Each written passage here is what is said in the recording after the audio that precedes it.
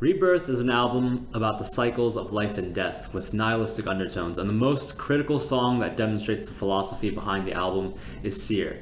That's because this is the most direct narrative of the 5 tracks. It's not abstract like Rebirth or Dreamer, which requires some degree of interpretation. It's more of a song where you can just read the lyrics and get a clear idea of what it's all about.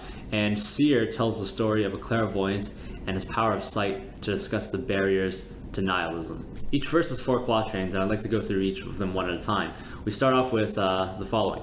Despite the things that he foretold, the seer of fortune could not foresee his own demise, a victim of the forces he invited. So right off the bat, there's a pretty obvious attempt to carry the prefix for on each of the lines. Of course, one word that's missing is the word foreshadow, which is the purpose of this intro verse.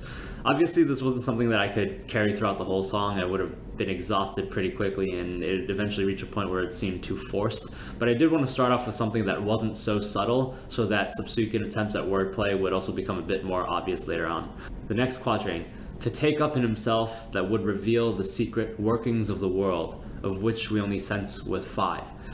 So this ends with the number 5, which is of course one more than 4, and that was intended. You can see the numbers theme carry throughout the rest of the verse. As far as the story goes, what these 2 verses establish is that our fortune teller plays with fire, and it ultimately leads to him burning himself. I believe when I was writing this, in the first line, to take up in himself, I actually wanted to change that to take upon himself, but I think I forgot when I recorded it. It was just out of habit that I just sung the old line. The meaning doesn't really change much, but that's one thing that I felt would have been a little bit smoother if I had sung it to take upon himself that would reveal the secret workings of the world, as opposed to take up in himself, which kind of has which is a bit clumsy. So the third quatrain, from his window day and night, watching closely as the sun runs from the stars, outnumbered trillions to 1. That's another sunset analogy. I'm obsessed with writing those. I think it's a very good exercise in metaphor and just finding creative ways of describing the same thing using different language every single time. Finally, out of 7 billion, only he believed the prophecies he saw, the rest perceived as nothing but a fraud. So if you look at the number theme that's being carried through each of the verses, you'll see 4, a 5, and then skipping the 6 to the 7. It would have been very cool if I could have figured out a way to put 6 into that third quatrain, but I just really couldn't figure out how to do it without forcing it too hard. I remember grueling over it for a very long time, just trying to figure out a way to make it work, but it's ultimately one of the things that I had to drop. You never, as a songwriter, want to force something into a song. It never feels natural. If it doesn't work, you just have to move on.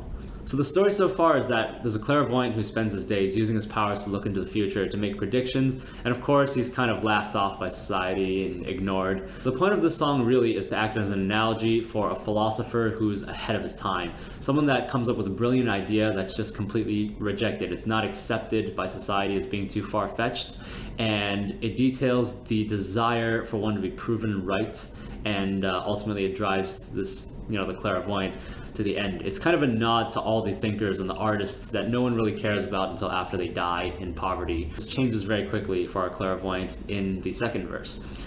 With each prediction he called right, every vision proved his sight. More and more, the clueless flocked to ask him for advice. He at first obliged, but slowly he began to find, time and time again, answering the same old questions.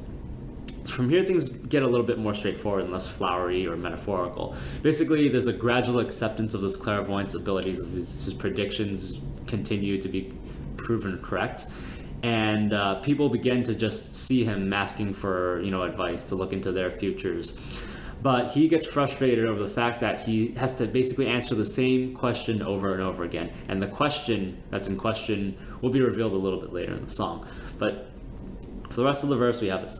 Gathering strength, he gazed as far as he had ever gone before. Piercing through the wall he saw nothing at all. All paths converged to naught. Darkness consumed his thoughts, overcome by the knowledge that he sought.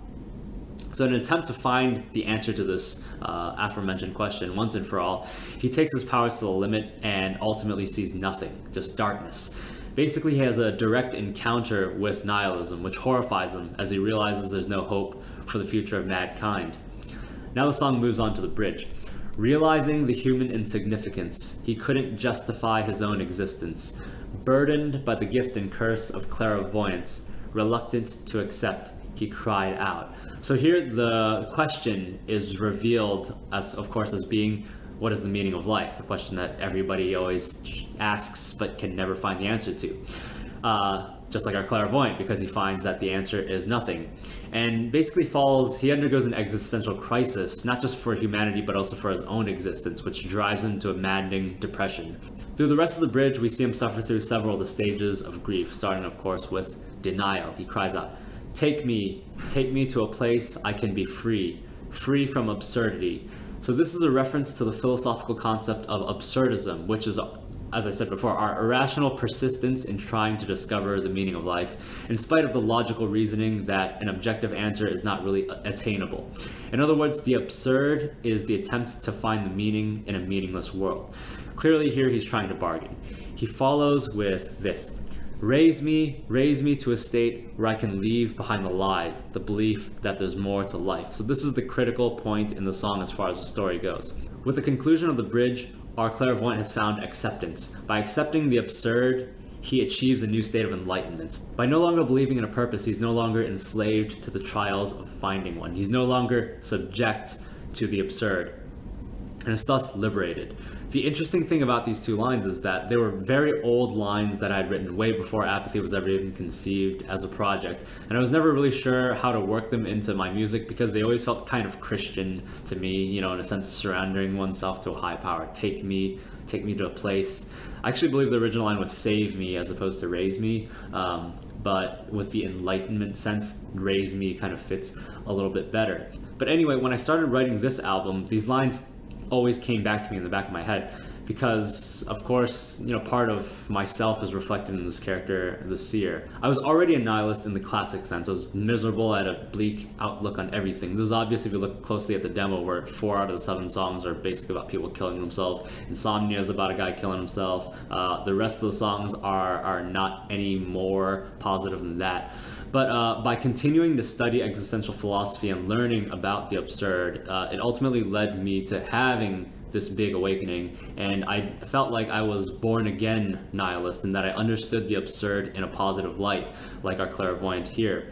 Raised to a state where you can leave behind the lies, the belief that there's more to life. Hence the title of the album being called Rebirth. It's about life and death as an inevitable process. And from a quick glance, it's not very different from the themes on the demo. If you look at the song Sapphire Stones, it's about, a child dying in a fire. It's about an empire crumbling to the ground. But these 5 songs were all indeed written with an acceptance of the absurd, this positive understanding of nihilism that I had.